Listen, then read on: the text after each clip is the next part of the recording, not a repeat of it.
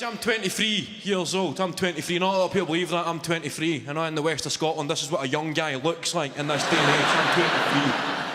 I look like a darts prodigy, don't I?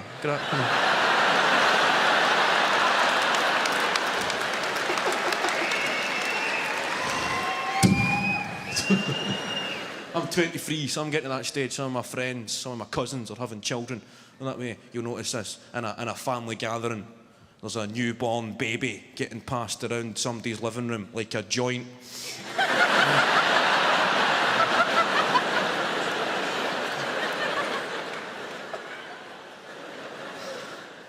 And everybody's saying their piece. You know, some people who have just got this natural rapport when they speak to babies, they can just go, "Oh, look at you." And the baby starts mumbling, "Are you telling me a wee story?" It's getting closer and closer to me and I'm thinking, shit.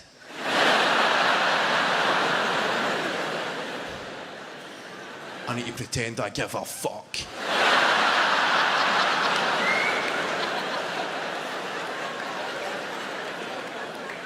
And it gets to me and I just kind of freeze. I'm going, how you doing, mate?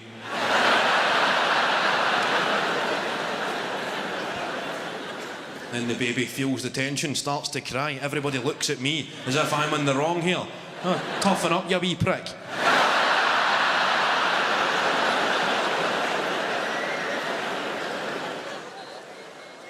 I've stopped boozing as much. Right, I still drink, but I've stopped drinking as much, because that is another thing I discovered. As soon as you turn 30, the fear of a hangover eclipses the joy of a night out. Right, teenagers, 20s, you see a tray of Jaeger bombs arrive, you see a good night ahead. 30s, you see a tray of suicidal thoughts in the morning arrive.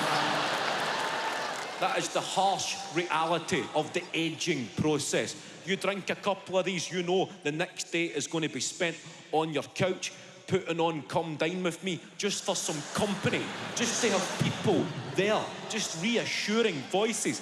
You're not even watching it, you're just staring at it, occasionally paying attention, and then some old guy undercooks a beef Wellington and it's just too much. You've got a lump in your throat. There's a fucking tear. It's trickling down your face as you're getting hit like a freight train with pangs of guilt about trivial shit that happened years ago. He's just fucked up. The old guy's just fucked up. He's just fucked up his beef Wellington. He only wanted to make everybody a nice dinner and he's totally ruined it. His starter looked amazing and then he just totally fucking... Why did they try a beef Wellington? It's quite a hard dish to make. And that voice perks up. That's it, Kev, you piece of shit. Remember, your mum used to make you a packed lunch every day, Kev, even though you just put it in the bin and went to the chip van. Remember, Kev? 4 years that went on. Every morning she was making you sandwiches, even though they were just going in your phone her, Kev. I'm sorry, phone her, Kev. Phone your mum, Kev. I'm going to phone her. Before you know it, you're dialing Mum Mob. Mum, I just wanted to say I'm sorry for every time you made me a packed lunch. And I was just putting it in the... Kevin, where are you? Are you on something, Kevin? Have you... Your mum thinks you're a junkie, Kev. She thinks you're a junkie. Junkie boy. Junkie. That is a hangover. 30s onwards. Going to the bathroom every 20 minutes, shitting out bits of yourself you need to keep. That's what you've got to look forward to.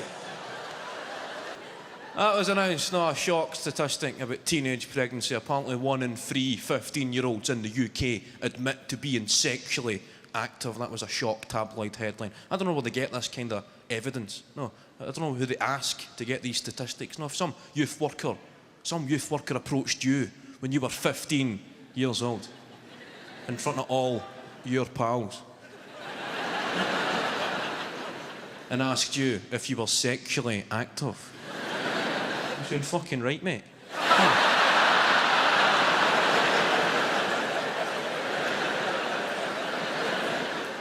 Who's Shagger?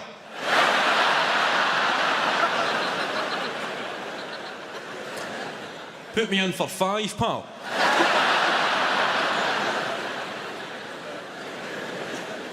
Did you never get any sex education at school? Remember word would spread when you were 15, if you went to the health centre, they gave you condoms. That was good, you went down there to the health centre, got your condoms. None of us were well sexed, but you got the condoms. Filled them up with water.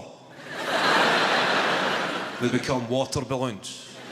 Using a condom in a water fight, the thinking man's water fight. But you'd always have one of your friends who would take it a bit too far and introduce a Durex extra safe.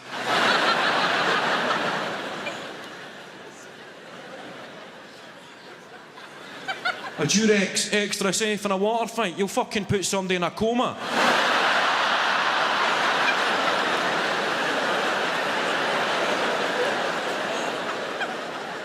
A Durex ribbed extra safe. You'll need facial reconstructions.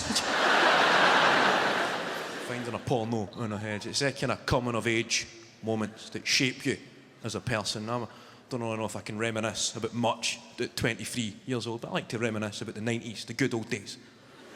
Back when it was just the PlayStation 2 and stuff like that. Remember when you get your first taste of independence, when word had spread in your school that somebody's mum and dad were going away for the weekend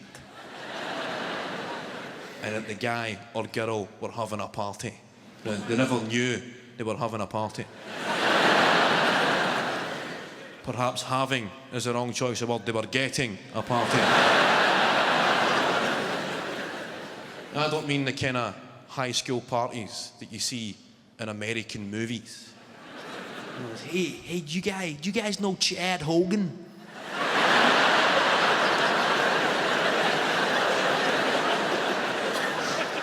Yeah, of course, man. Everybody knows Chad Hogan, man.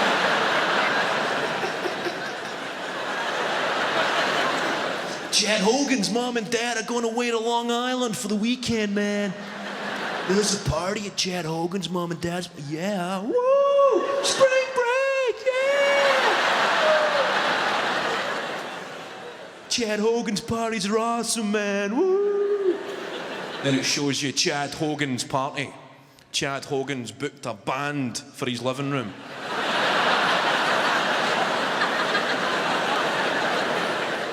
Great party, Chad. Woo, yeah. Let's go get some dip and chip. Woo.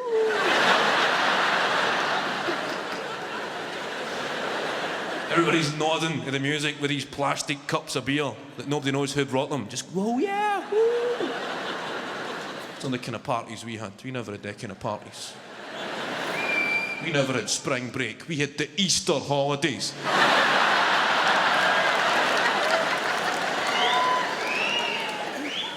When I was growing up, it was called an empty. An empty.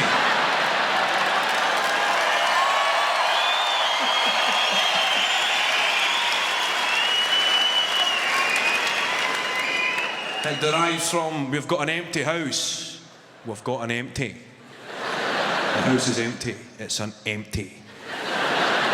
Now, you never had spring break. Or Chad Hogan or bands at an empty. An empty was a far more tense affair. Somebody's furious cousin would disrupt the ambience by announcing that he'd purchased 12 cans, drank 2, gave 1 away, but there's only 7 left.